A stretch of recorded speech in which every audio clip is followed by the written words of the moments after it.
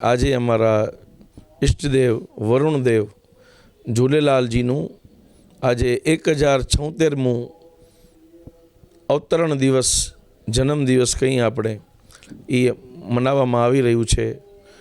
આખા સિંધી સમાજ આખા વિશ્વભરના જેટલા સિંધીઓ છે આ દિવસને બહુ હર્ષ અને ઉમળકાભેર વધાવી રહ્યા છે અને ઉજવી રહ્યા છે। આ ઉત્સવને એક અમારા માટે દિવાળી જેવું છે।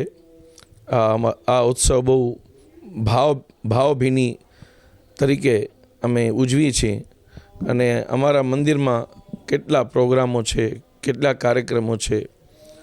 ખાસ કરીને સાંજે 6 વાગે સુખો સેસા અમારામાં કહેવાય છે। સુખો સેસા કાબુલી ચણા એનો વઘાર કરીને એ પ્રસાદી અને શરબત ઠંડુ પીણું એનું અમે અહીંયા પ્રસાદી તરીકે અમે વેચી છીએ અને પ્રસાદી તરીકે વિતરણ કરી છીએ અને બહુ મોડી રાત સુધી કાર્યક્રમો ચાલે છે। સત્સંગના કાર્યક્રમો, ધૂનના કાર્યક્રમો, ઝૂલેલાલજીની સ્તુતિના કાર્યક્રમો, ઘણા બધા પ્રોગ્રામ, ઝૂલેલાલજીની મહાઆરતીનો કાર્યક્રમનું આયોજન કરેલું છે અને અમારા મંદિરમાં સવારે 4 વાગ્યાથી કેટલાય કાર્યક્રમો યોજવામાં આવેલ હતા। સત્સંગનો કાર્યક્રમ હમણાં જ પૂરો થયો છે અને હજી ચાલુ છે નિતનેમ।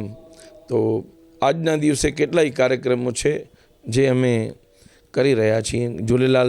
ઝૂલેલાલજીને સ્મૃતિ રૂપમાં લઈને એમને યાદ કરી રહ્યા છીએ। ઝૂલેલાલજીએ અમારા સિંધી સમાજ સિંધીઓની રક્ષા માટે 8 થી 1076 વર્ષ પહેલાં જ્યારે એમનો અવતાર થયો હતો, જન્મ લીધો હતો, ત્યારે એમને ત્યારના જે શાસક હતા સિંધના મર્ખ બાદશાહ એમની સાથે ટક્કર લઈને એમનો જે દુરાગ્રહ હતો કે બધા હિન્દુઓ ઇસ્લામ ધર્મ કબૂલ કરી લે અને ઇસ્લામના ઝંડા નીચે આવી જાય, તો એનો વિરોધ કર્યો હતો અને એને પોતાનો ચમત્કાર અને કરામતનો પરચો બતાવીને એને સહી દિશા, એને એક યોગ્ય દિશા આપી હતી અને શિક્ષા કરી હતી।